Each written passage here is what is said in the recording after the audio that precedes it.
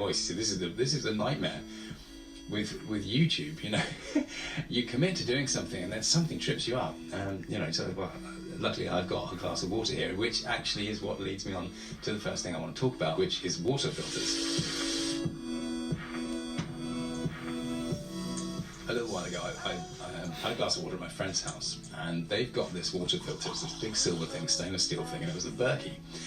And she was raving about this, and I was like, yeah, I get that, you know, I'm tasting this water and it just tastes amazing compared to my tap water at home. It turns out I can tell the difference between this filtered water and normal, straight out of the tap water instantly, even by smell alone. I've had my family blind test me on this. It's the chlorine that is the main thing. If you take the chlorine out, it's just immediately obvious, and you realise we're just drinking this stuff. So there's a line of thinking there that got me interested in why we're drinking chlorine.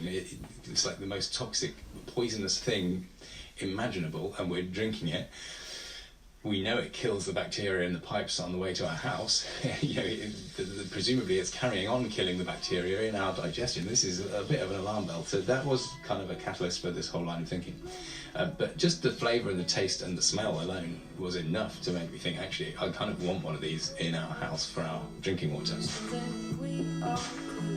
So I started researching it, and I nearly bought one of these, the Berkey. You know, something they're really expensive, but you know, it lasts forever in your house and so on. So luckily, I found all this out before I committed to this. The reality of the situation is this problem where we have the Berkey water filter, which is the most popular water filter in America. These things were super trendy. They were, you know, getting magazine articles about them. They look great. They're these stainless steel things in your kitchen. It's quite you can see how there was a kind of status symbol thing attached to these. People would show them off. But actually, the more I looked into this, the more I was convinced of their importance.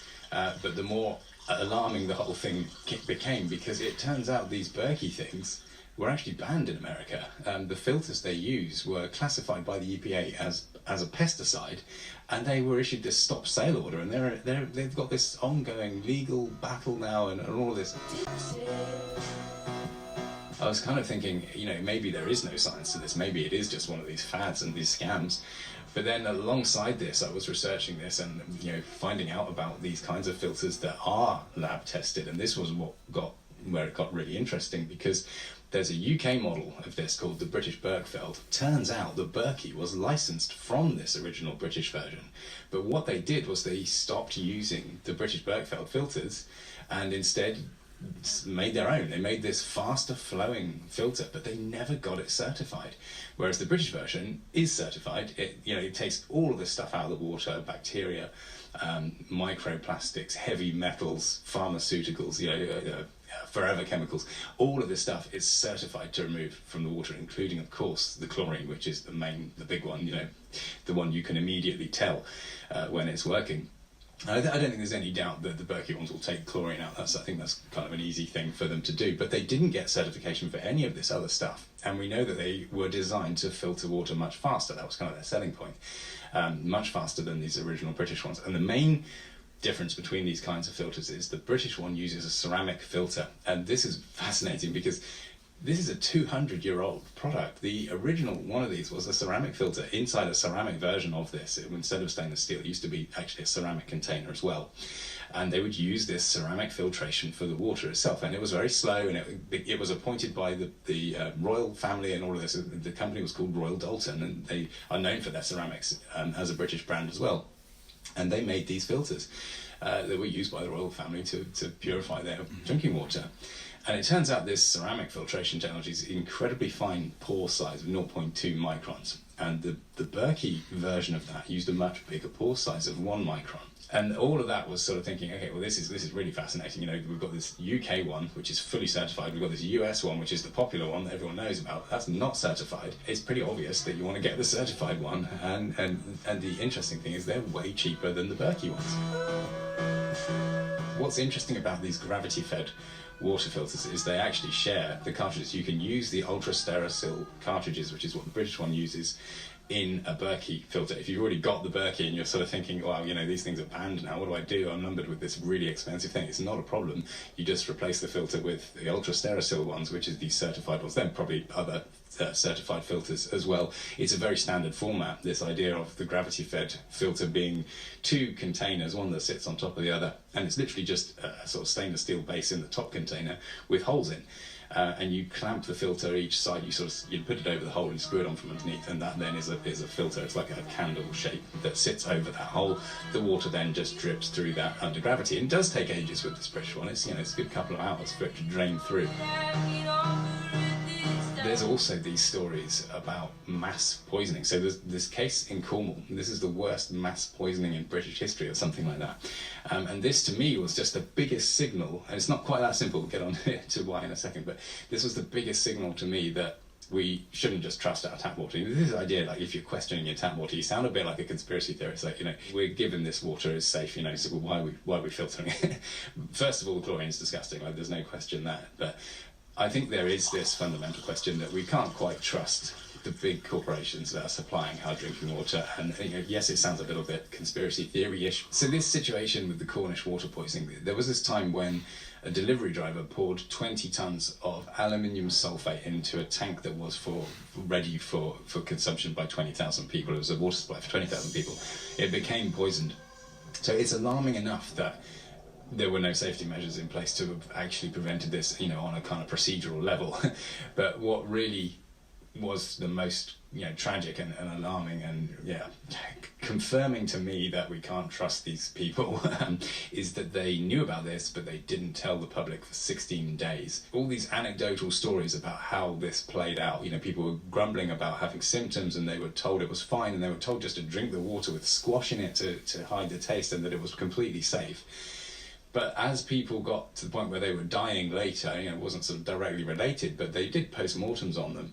And their levels of aluminium in their brains were sort of like 20 times the normal level. And, this, as time went on, just became more and more clear that this was just a really serious problem that happened, and they tried to cover it up. And the fact that they tried to cover it up is just this, we can't trust them. I don't think there's any recovering from that. It's like, why would you assume that, a company is suddenly not going to behave in that way if they think they can get away with it? So for me, that was, that's the biggest sort of signal that I want to do a little bit more here with the water that's coming through the pipes, not least because sometimes you can taste weird things. Like, I'm sure I've tasted a sort of diesel taste in the water once or twice. Like, where's that coming from? And actually, I remember in Exeter, we did have a situation where we were told to stop drinking the water because they did have a diesel contamination in the water supply there as well. So now, of course, the reality is not all of these things are filtered out by the filter, and that is the case with this aluminium sulfate poisoning situation.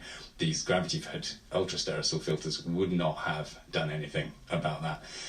But we do know that they do filter out all of these other kinds of things. So if there was a problem with contamination of one of those other things, at least you're covered for that.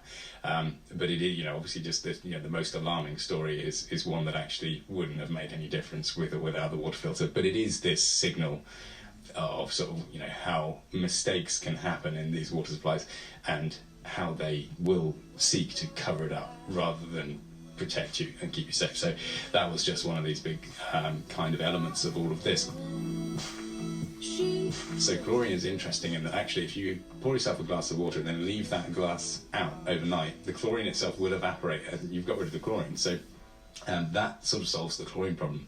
But it is more complicated than that, because these days most sort of cities and big urban areas use chloramine instead of chlorine in the water, and that does not evaporate overnight. You need to filter it out if you want to get rid of it. So that's where these filters come in. They will take chlorine and chloramine out.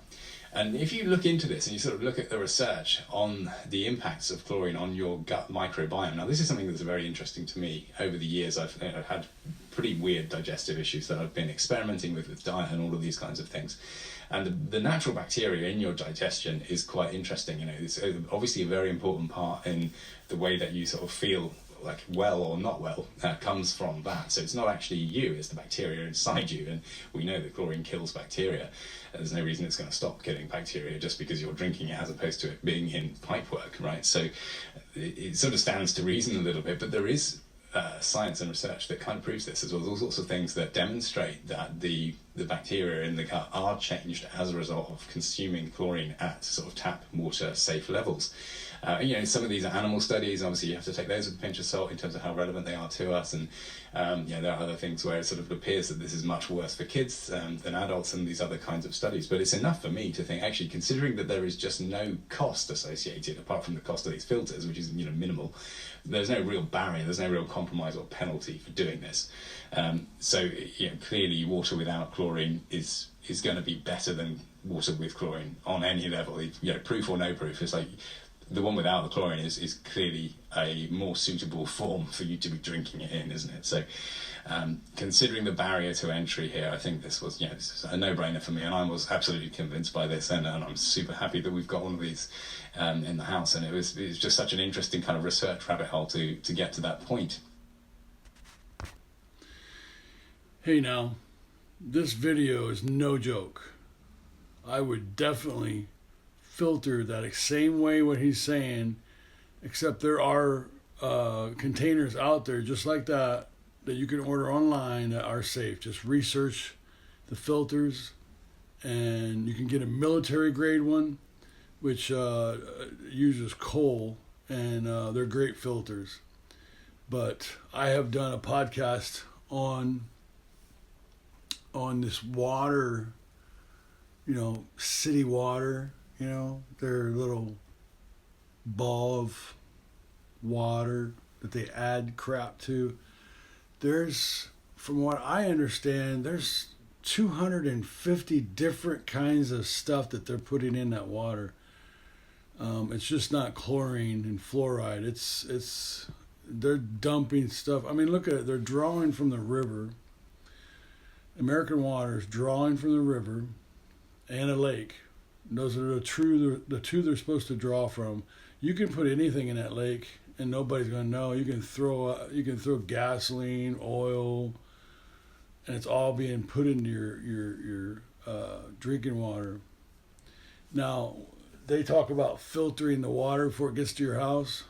I doubt it. They put in chlorine to keep it from sludging up in your pipes. Well, you don't need that, but because they have all that poison and all those chemicals and nasty things in the water, yeah, they have to use it. So if you're drinking the tap water in the cities, I wouldn't even drink it in the country. I would filter it. I got a reverse osmosis. I don't even trust that. I mean, if you got reverse osmosis, refilter it through like a military grade one of those. I don't think that one was that was a different one. It was a British one, but they do sell them. I would definitely use it. And let me tell you a little secret too. American Water's phone number has 3 6s in it. Kind of weird, ain't it? I mean, look at your bill and tell me if the number has 3 6s in it. That's too much of a coincidence, right? Because, and then they're sitting there selling you this water that is pure poison. If you're drinking this water, read up on what chlorine does to you alone. Just that alone, read up on it. And you're going to find out that it kills all the bacteria and viruses in your body, which will destroy your organs eventually. It's nasty stuff. So definitely, I agree with this guy 100%. Filter your water massively, and be safe. Subscribe. Love you guys. Keep watching.